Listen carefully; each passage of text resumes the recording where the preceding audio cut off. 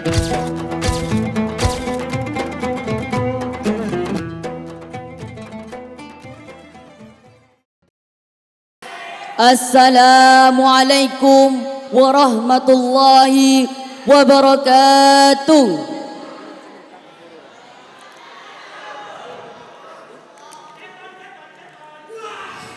Sebentar. Kalau gak ada yang semangat ini, semangatnya dong. Assalamualaikum warahmatullahi wabarakatuh.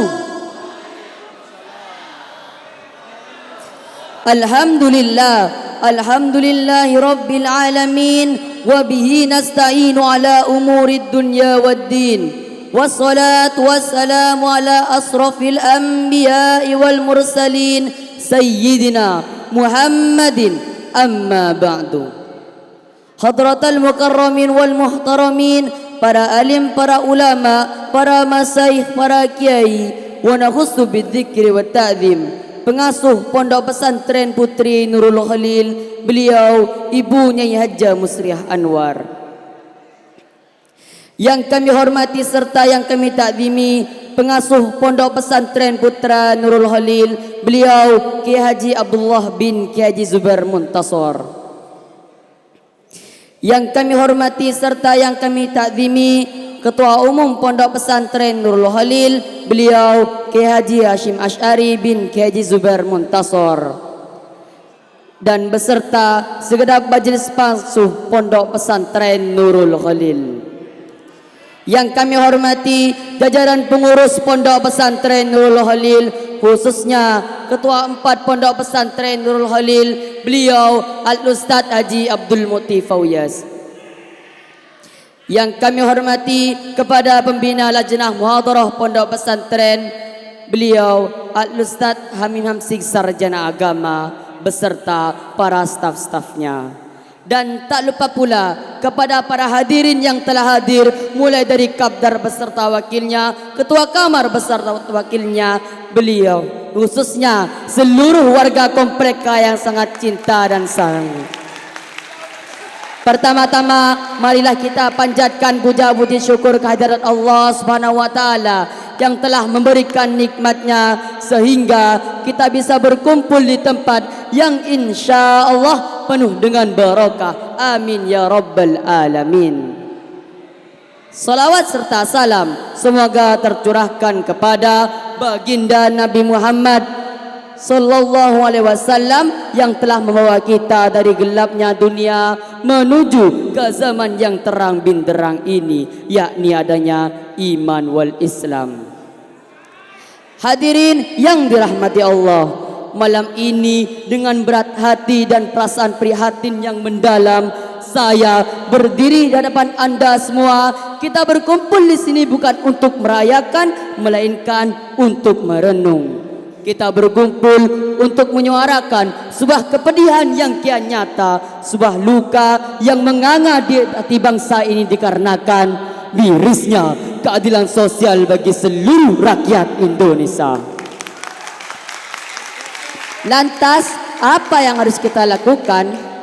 Pemerintah dan masyarakat harus bersinergi upaya menegakkan keadilan sosial yang harus dilakukan bersama. Pemerintah harus membuat kebijakan dengan adil, tidak pilih-pilih antara si kaya dan si miskin, karena Allah telah berfirman dalam Al-Quran surat As-Sad ayat 26 yang berbunyi, A'udzu billahi minasyaitonir rajim. Bismillahirrahmanirrahim. Ya Daud, inna ja'alnaka khalifatan fil ardi fahkum bainan nas bil haqqi wa la tattabi'il hawa fayudillaka an sabilillah. Al-ayah, sadaqallahul adim, yang artinya, wahai Daud, sesungguhnya engkau kami jadikan khalifah di bumi, maka berilah keputusan di antara manusia dengan adil, dan janganlah engkau mengikuti hawa nafsu karena akan menyesatkan engkau dari jalan Allah. Dan juga selaras hadis Nabi Muhammad sallallahu alaihi wasallam, an Abi Hurairah anin Nabi sallallahu alaihi wasallam qala ma min amiri asyarah illa yu'ta bihi yaumal qiyamah manglulan hatta yufakka anhu al-adlu au yubiqau al-jawru. Rawahu ad-Darimi. Dari Abi Hurairah, dari Nabi Muhammad sallallahu alaihi wasallam, beliau bersabda, tidak ada seorang pemimpin yang memimpin 10 orang melainkan dia akan didatangkan pada hari kiamat dalam keadaan terbelenggu hingga keadilan melepaskannya atau kezaliman yang membinasakannya. Hadis riwayat Ad-Darimi. Dari dalil Al-Quran dan hadis tadi, mari kita buka mata dan hati kita. Keadilan yang menjadi hak setiap warga negara kini seringkali hanya menjadi fata morgana bagi sebagian besar masyarakat.